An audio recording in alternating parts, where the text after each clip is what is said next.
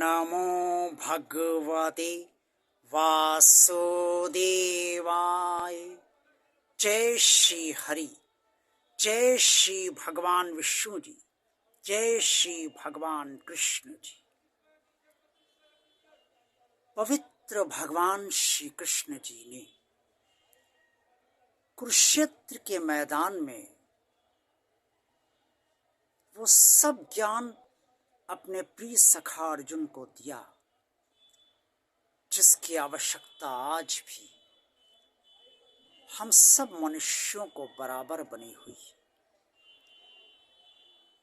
भगवान श्री कृष्ण जी ने अर्जुन को त्याग के बारे में भी भली भांति समझाया और ये बताया है कि त्याग क्या है, त्याग किस प्रकार से किया जाना चाहिए और कितने प्रकार के त्याग होते हैं।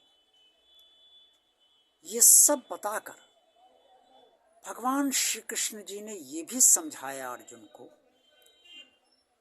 कि किस त्याग को परमात्मा स्वीकार करता है। भगवान श्री कृष्ण जी ने अर्जुन को जो कुछ भी त्याग के बारे में बताया वो श्रीमद् भगवद गीता के अध्याय 18 श्लोक 5 से लेकर 9 तक, 5, 6, 7, 8, 9 तक में स्पष्ट तौर पर वर्णित है। भगवान श्री कृष्ण जी ने बताया कि त्याग 3 तरह के होते हैं: तामस त्याग, राजस त्याग और सात्विक त्याग। भगवान श्री कृष्ण जी ने ये भी कहा कि तामस त्याग जो होता है वो मोहवश किया जाता है और राजस त्याग जो होता है वो शरीर को क्लेश देकर किया जाता है और सात्विक त्याग जो होता है वो शरीर की संतुष्टि के साथ किया जाता है। अब तामस त्याग क्या है और त्याग क्या है, इससे पहले ये समझना आवश्यक है। त्याग का अर्थ है कि हम किसी अन्य के लिए कुछ, उसके हित के लिए कुछ कर रहे हैं, चाहे हम धन दे रहे हों, चाहे हम शरीर से सेवा कर रहे हों, या चाहे उससे कुछ समझा रहे हों, या जो कुछ भी कर्तव्य कर्म कर रहे हैं, ये सब त्याग है। अर्थात जो परहित के लिए त्याग किया जाए वो सात्विक त्याग है।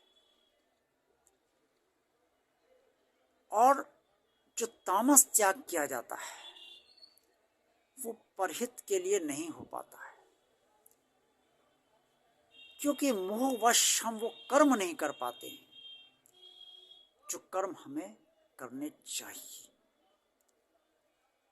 त्याग तो हम कर्म से ही करते हैं ना। जब किसी के लिए कुछ करेंगे तो हमें कर्म तो करने ही पड़ेंगे, हमें दौड़ना भी पड़ेगा, प्रयास भी करने पड़ेंगे, शरीर को भी थकान आएगी, धन भी हमारा खर्च होगा और अपना चिंतन मंथन भी करना पड़ेगा और सब कुछ दूसरे के लिए करना पड़ेगा। ये त्याग। जैसे माता पिता अपने संतानों को पालते पोसते हैं, सब कुछ करते हैं, सोचते भी हैं संतानों के बारे में और उनके लिए कर्तव्य भी सब जो आवश्यक होते हैं वो भी करते हैं।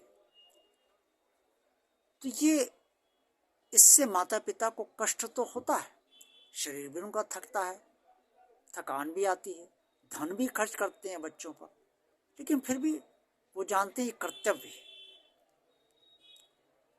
तो जो कर्तव्य समझकर वो अपना कार्य करते हैं, इससे उन्हें कभी दुख नहीं होता, क्लेश नहीं होता और संतुष्टि होती है।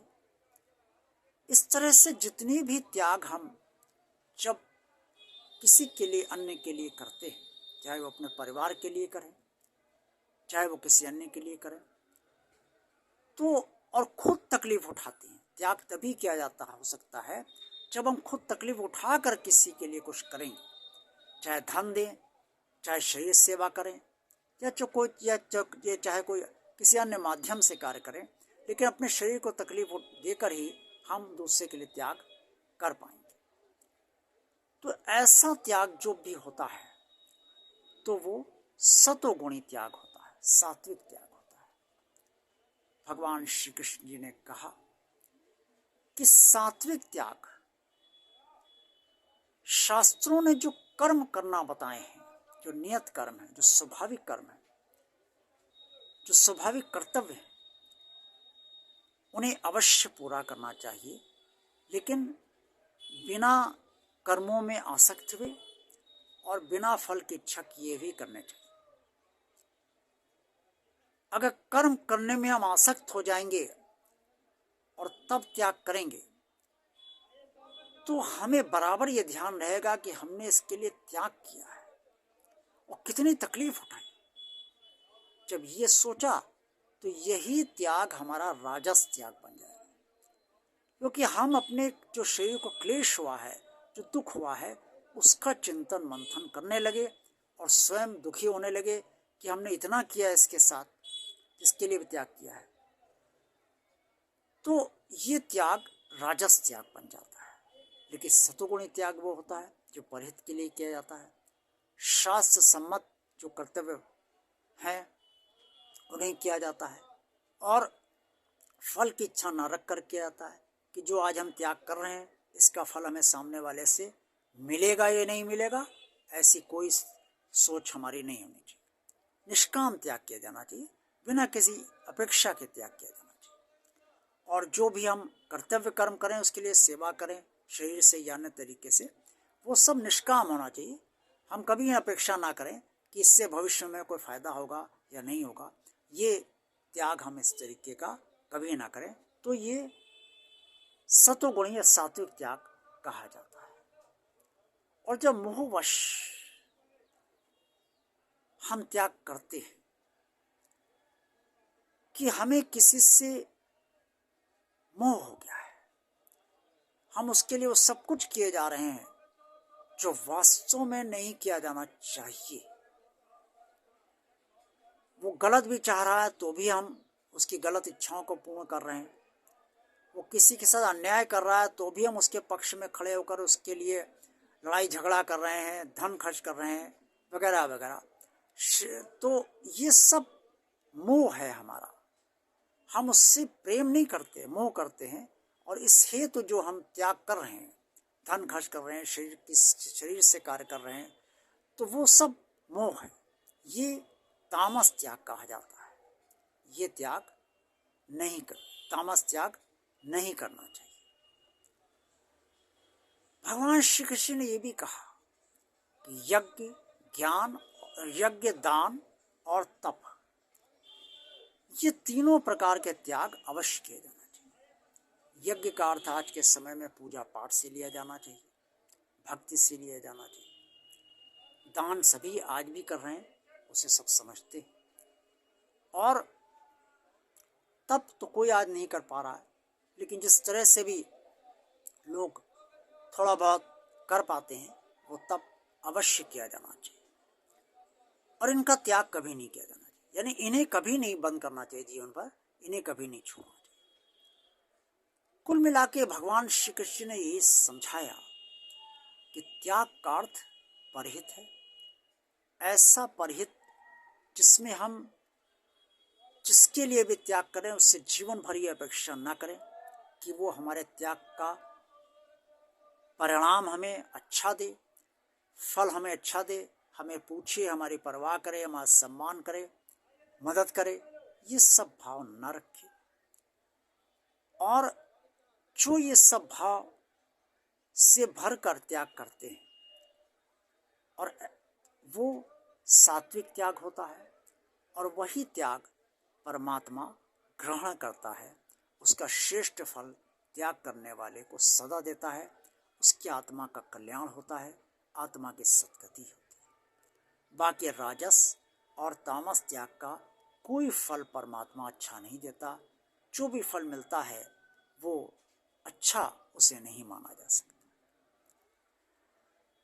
ओम नमो भगवते वासुदेवाय। जय श्री हरि, जय श्री भगवान विष्णु जी, जय श्री भगवान कृष्ण जी।